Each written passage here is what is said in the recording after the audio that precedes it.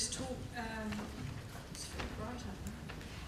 talk a little bit about some of the things that were mentioned in the first part of Russell's presentation with the YPRG, and talk a little bit about measurement of alcohol-related harm. I'm not going to go on very long, so if that doesn't sound very appealing, it's going to be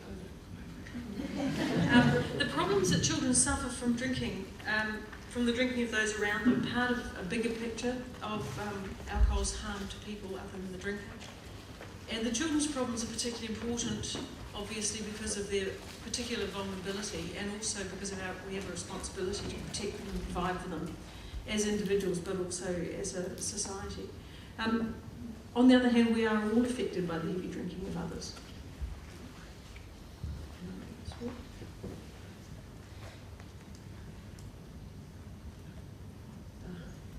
Okay, so in this wider picture we can think of a range of domains in which heavy drinking impacts on families, friends and on strangers, and they include these things: physical and sexual violence, unintentional injuries, child abuse and neglect, the well-being in general of drinkers' families in a whole myriad of ways, effects on work and co-workers, and a range of property crimes. And this is by no means exhaustive, and you'll be able to think of other things immediately when you see this. But you'll notice that in most of these areas is included both direct and indirect harm to children. So I want to talk a little bit about measuring alcohol harm to children and why I think it's important. And I've been involved, as Jeff alluded to, in a project with Sally Caswell at Massey University called The Range and Magnitude of Alcohol's Harm to Others. And one of the things we did in this project was to look for information that already existed in New Zealand about the impacts on children on all other people other than the drinker, but I'm going to focus on what we found about children. The answer was not very much. In terms of unintentional injuries, or what we loosely call accidents, none of the routine statistics that are collected include information about such hospitalisations and deaths and so on, include information about alcohol, and particularly not about alcohol for the person alcohol involvement of the person who was responsible. So when we went looking for other information, we extracted data from the information that's kept about all car crashes in New Zealand. The crash analysis system of the Ministry of Transport, I think, is one of the few really good examples of helpful surveillance in public organisations. And you can extract from there not only crashes that involve children, but also what's going on with the people responsible in terms of alcohol. So in 2009, we published an analysis of alcohol-related injuries to people other than the drinker responsible for the crash. And when we looked at 5 years of data from children, we found that 12% of all the traffic crash injuries in New Zealand were related to someone, well, to alcohol. And I think there were 2 that were related to someone, the under 15-year-old themselves, and the rest were due to someone else. So there was an average of 5 children killed and nearly 400 others injured each year due to someone else's drinking. And of course, the thing that's so obvious but really shocked me is that 90% of the children killed and 3/4 of those who were hurt by the driver in their car. So they weren't the innocent victim of a car that was hit by a drunk driver. They weren't run over by a drunk driver. They were killed or injured by their parent or caregiver who was driving their car. The other source of information about unintentional injuries we found was data on house fires. So it was actually collected, it's not collected routinely, but was collected by Dr. Ian Miller from the Fire Service Commission. And he did this by going through autopsy reports and finding out who'd been drinking. But we found that nearly half of the people who died in house fires caused by other people drinking were children. And they were much more likely to be Maori children than other ethnicities. And although the absolute numbers are small, this is just another example of the way children get caught up in the drinking of adults. We didn't find any other routinely collected data on unintentional injuries to children due to drinking. For example, situations where the drinking caregiver injures a child directly or fails to supervise, resulting in drowning or a fall from height or poisoning. I'm not aware, somebody else here may be aware, but I'm not aware that those data are collected. So moving on to child abuse and maltreatment, it wasn't possible in this project to quantify the prevalence of emotional, physical or sexual abuse or neglect involving alcohol in New Zealand at all. We requested administrative data from SIFs to look at this question for our research, but unfortunately, after some negotiation, our request was declined, and it was declined on the basis that their own data weren't of sufficient quality for us to be able to determine what we wanted to work out. So they were concerned that we may come to the wrong conclusion using their data. However, published data from 2006 from SIFs indicated there were about 50,000 notifications that year, and 1 in 4 of those were substantiated. So 1 in 4 of those the children were found to have been abused and neglected, which is 21 out of every 1,000 New Zealand children in 1 year. Some detailed work on administrative data from Child Protection Services has been done in Australia recently by Marie Laslett, doing a parallel project to us, and she found that 33% of substantiated cases of child abuse in Australia involved alcohol use by the perpetrator, and also that alcohol use was judged to be relevant to the outcome. So not just that a third of all the caregivers were drinkers or had been drinking, but that it was judged that actually affected the outcome for the child. And the proportion where alcohol was involved increased with how serious the events were, and where a protection order was made, 42% of the cases involved alcohol use that was judged to have affected the outcome. So if we translated that into the New Zealand numbers, that would be 4,000 cases a year where alcohol affected the outcome, but we don't know how comparable the reporting data is, so we have to be a bit careful about that. We found police data from 2006 that showed that 15% of victims of family violence incidents were children, and as one of the young people presenting mentioned earlier, 29% of all of those incidents involved alcohol, but there was no separate reporting for children. And this is something that recurs over and over in this project, is that harm to others is often not separated from harm to the drinker, and then amongst the harm to others, the harm to children is not separated from adults.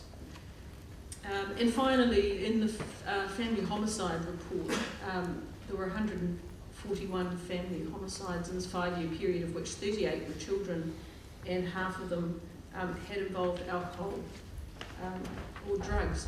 And having said that, actually going back to the previous point, where alcohol was a contributing factor to 29% of all those family violence incidents, other drugs were not connected with any of them. So there was no reporting of other drugs being involved in that way. So when it says half of child homicides had alcohol or drug involvement, you can read that as almost entirely alcohol involvement. So I'm not going to talk very much about FASD because we've got a couple of expert speakers coming up who are going to know a lot more about this than I do. But in terms of the project that we were doing, we really didn't find anything that was really reliable about the prevalence or severity of FASD in New Zealand that's routinely collected. And there's no organised screening of children, although it obviously happens in some places. There are quite a few surveys of drinking in pregnancy. They're all done in different ways. They all suggest that more than a quarter of babies are exposed to some alcohol in utero. There's a widely quoted estimate from the US that suggests 1% of babies in the US are born with FASD, which dates back to 2001. And the same group of researchers have published again based on screening, I think based on screening in schools, and suggested that 2 to 5% of babies may be affected. And so, that would equate to 600 to 3,000 cases per year in New Zealand. And we know, there's no doubt at all, that New Zealanders drink much more in pregnancy than American women do. So it's going to be at the high end, at least, of that. Now, there's been some new research that is not published yet, but I just wanted to mention that's been carried out by Simonette Mallard at Otago, based on a large series of interviews with postpartum mothers in maternity units all over the country. And it found that most women, like more than 80% of women, reported that they consumed alcohol before they got pregnant, and 20% reported that their typical drinking occasion was 5 or more standard units. So 20% of the women who subsequently who subsequently delivered a baby in these units were drinking seriously heavily before they started. Only 37% of drinkers overall abstained while attempting to become pregnant. So we know that not everybody plans to become pregnant, but the ones who were planning, only 37% or a third of them abstained from drinking. And amongst the heavy episodic drinkers, the ones that were drinking the 5+ drinks and attempting to become pregnant, only 17% of them gave up drinking. She also found that a quarter of all drinkers continued to drink after they knew they were pregnant, and there was no difference between those who had planned their pregnancy and those who hadn't. The difference was in how regular, frequent drinker they were. So the more frequent a drinker they were, the more likely they were to go on drinking during pregnancy. And from this study, the proportion of pregnancies that were exposed to alcohol that was both heavy, were likely to be exposed, it was both heavy and also in early pregnancy, was 12%, or 1 in 8. Okay, so the evidence we didn't find, as I said, we didn't find any reliable data on harm to children really at all.